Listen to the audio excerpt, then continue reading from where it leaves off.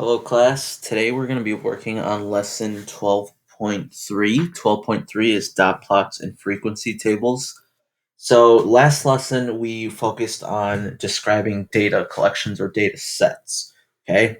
And you would be given a different data set in which you would have to describe the attribute of what was being measured, such as possibly like the color or the length or the mass, for example. And now we're going to start taking a look at how can we use this data and how can we display it using dot plots and frequency tables. So that's what we're going to take a look at today. And as we go through, you'll be able to see a couple of examples that you'll be able to hopefully transfer over onto your own independent work as we work through later. So 12.3 dot plots and frequency tables. So our essential question at the top says, how can you use dot plots and frequency tables to display data? So number one, a dot plot is a number line with marks that show the frequency of data. Okay. Frequency is the number of times a data value occurs. Okay. So on your dot plot, you're going to be given a different data set, like for example, right here. And with this data set, you're going to be able to plot the different data and then the frequency. Sorry, as that adjusts, the frequency will be the amount of times a certain piece of data will pop up. Okay. So let's unlock the problem. Hannah is training for a walkathon. The table shows the number of miles she walks each day. She has 1 day left in her training. How many miles is she most likely to walk on the last day? So in this problem, we need to look for, as it says right here, what do you need to find? Okay. So what we need to find is how many miles is she most likely to walk on the last day? So given the data set on the right, what you need to find is the value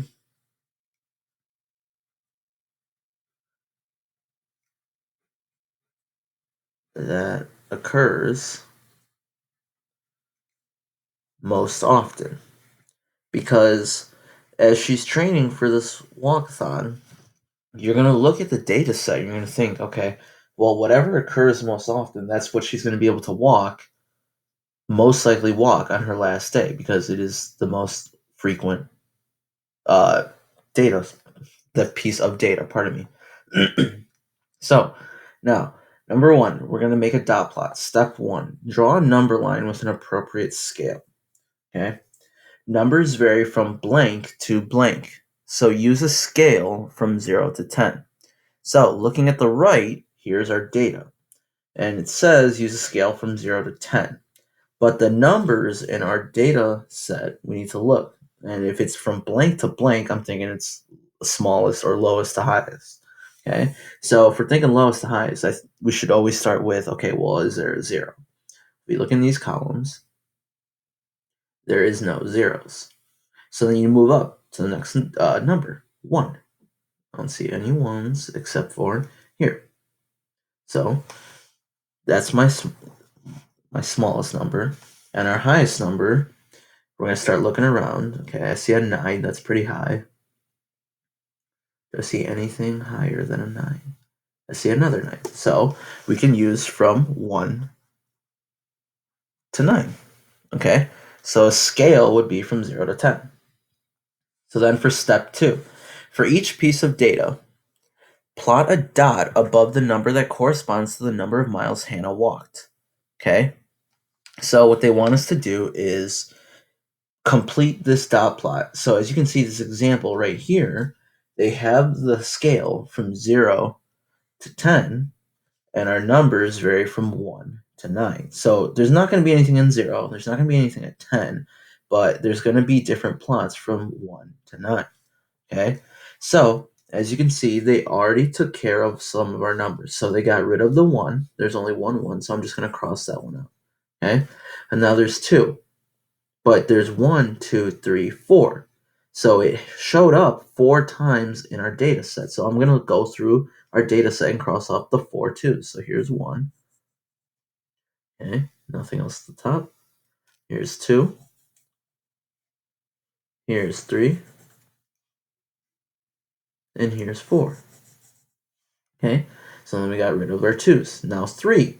You can see that there's 1, 2, 3. So we're going to start crossing out our 3's. So we go through. Here's 1. Here's 2. Nothing here. Nothing here. And here's our third 3. Okay, now we move on to 4. Now there's 1, 2, 3, 4. 4 miles. 4 different days where Hannah walked 4 miles. So here's 1. Here's 2.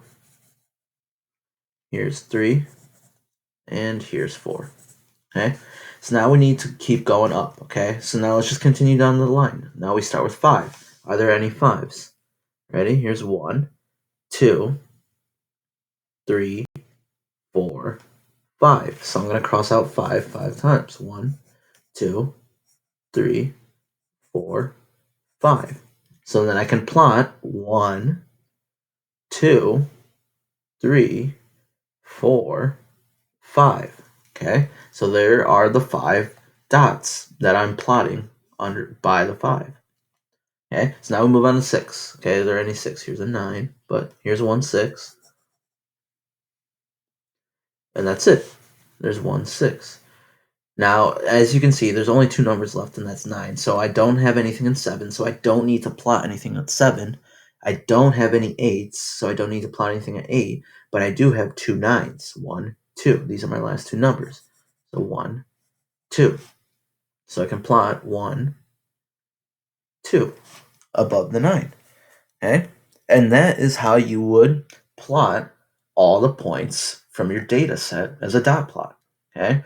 So now I know I didn't read this part on the left, but it says complete the dot plot by making the correct number of dots above the numbers 5 through 10. Okay? Which is what I was able to do. And then the number of miles Hannah walked most often is the value with the tallest stack of dots. The tallest stack this dot plot is for is our 5. Okay? Our 5 miles. So Hannah walked 5 miles most frequently. Okay? Now remember, you have to look at your data set and you have to think about what do the numbers vary from. Our smallest number was 1, our highest number was 9. And then you look at the data set and you just keep going down the line and plotting. So if there's only 1 in the whole data set, you only plot 1. But for the 5, there was 5 different 5-mile days. So we plotted 5 different days. Okay? So the number of miles Hannah is most likely to walk on the last day of her training is, and as we said, 5 miles because it occurs the most frequent. Okay? So at the bottom, okay, that is how you would plot your dot plot using the different data sets that you're given. Okay, explain why a dot plot is useful for solving this problem. Okay, so if I were to say a dot plot or dot plots make it easy. Dot plots make it easy to identify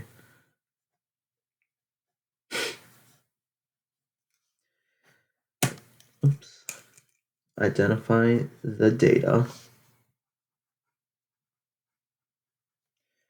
value that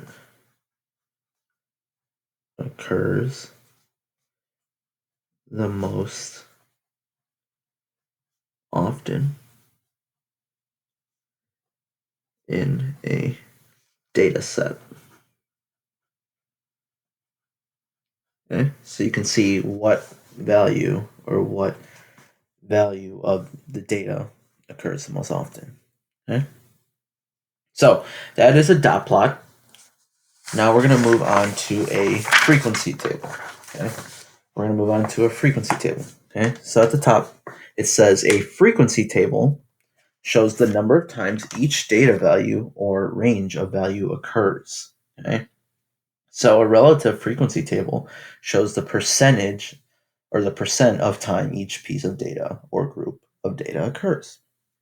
So we're going to start off by focusing on a frequency table and then a relative frequency table. Okay.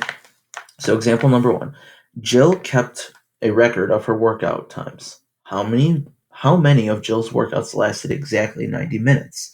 Okay. So they're asking how many of Jill's workouts lasted exactly 90 minutes. So not anything less, not anything more, so 90 minutes specifically. Okay, so it says list the workout times in the first column. Okay, so if you look here, they started it for us. Okay, well, first of all, here's your data set. Here's the workout times: 30 minutes, 60 minutes. It's all going by minutes as it says. Okay, so the smallest number that I can see right off the bat is 30. Okay, so 30. Then there's 60. Then the next highest is 90, and then the highest number is 120.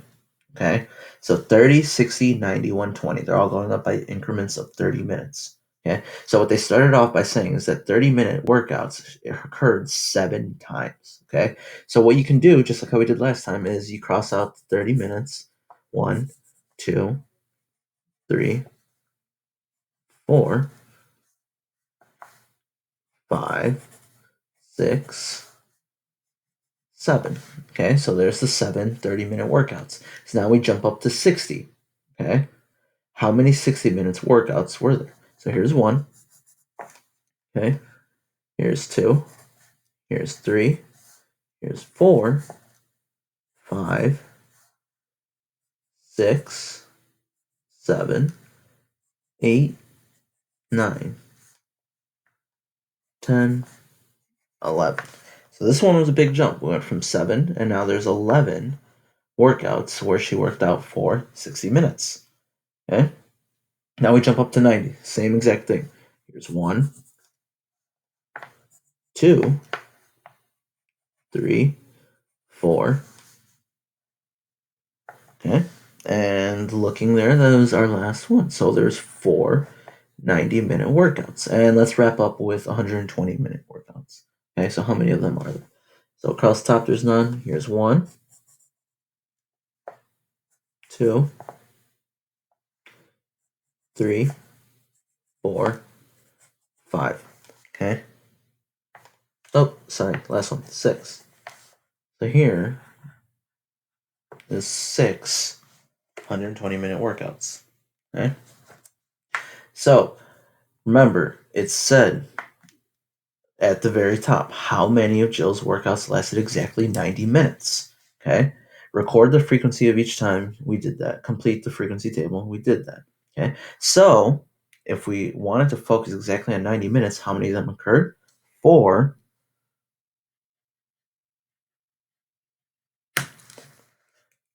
4 of Jill's workouts lasted exactly 90 minutes. So that is how you create your frequency table. Okay. Same thing. You can start to go through your data set and you can see, well, if there's 30 minutes, I crossed out the 30, went through the 60, crossed them all out, went through the 90, crossed them all out, and same with the 120. And then we answered 4 for workouts that lasted exactly 90 minutes. Okay. Now our last one. Okay.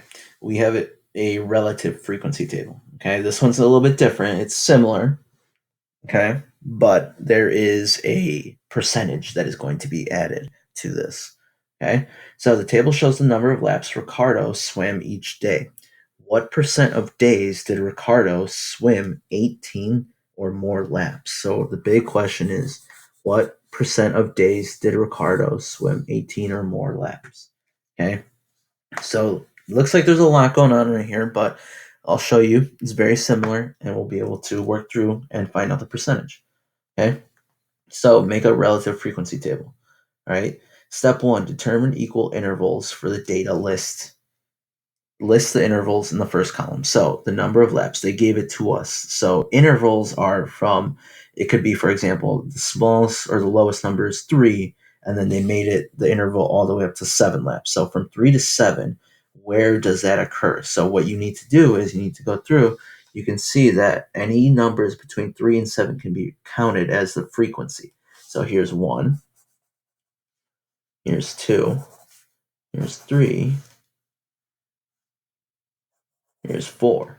Okay, now 8 is above the 7, so it wouldn't fall into here. This 8 would fall into here. So here's 1, 2, 3, 4. Here's the 4. Then they did 8 through 12. Okay, so the 8 through 12. Anything between 8 through 12 can be counted as a frequency here. So here's 1, 2, 3, 4, 5, 6. So there's your 6 right there. Okay, now 13 through 7. All right, so any numbers between 13 and 7. So here's 1, 13 and 17. Pardon me, I just realized it. Here's 1, here's 2, here's 3, here's 4, here's 5, here's 6, and here's 7. Okay, so they got the 7 right there. Now, in order to find out the relative frequency, you can see at the right, there are 20 data values altogether. Okay, now in order to find the relative frequency, you need to put the number, the frequency, the amount of times it occurred from 3 to 7, which was 4, over the total amount of data values. So 4 over 20.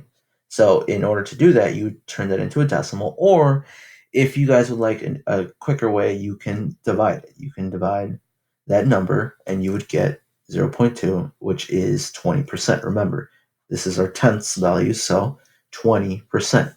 6 over our 20, okay, would get us 0 and 3 tenths. Okay? 0.3 is 3 tenths. So then 3 tenths would give us the 30%. Okay? Now, if we have 7 over the 20, okay? Now I'm just going to do this a little quicker because this is going to be 7 over 20 would get us the 35%. Okay? Now, if you have a calculator, yes, you can divide it, but you need to be able to show how you're getting there. So if I divided 7 by 20, then you would get the 35%. Okay? And the last one, we have 3 over 20. Okay? And if I were to divide 3 by 20, I would get 15%, which is the relative frequency. So the percentage. Okay? Now remember, it's always the frequency divided by the total number of data values, which is 20 altogether up here. Okay? So same thing, you're going through. This time they will sometimes give you intervals, or sometimes you're gonna have to create your own. You're gonna have to look at the data and you're gonna have to see what is the smallest number and how can I create an interval for the amount of data altogether here. Okay. Then you're gonna go and you're gonna see, okay, well, 3 through 7, it occurred 4 times. So I did 4 divided by 20 to get 20%. Okay. So step 3, okay, divide each frequency by the total number of data values. Write the result as a percent in the relative frequency, which we did. Okay, complete the relative frequency table. So Ricardo swam 18 or more, which is this interval, 3. Oops, pardon me. I don't know why I just wrote 3, because this is relative frequency.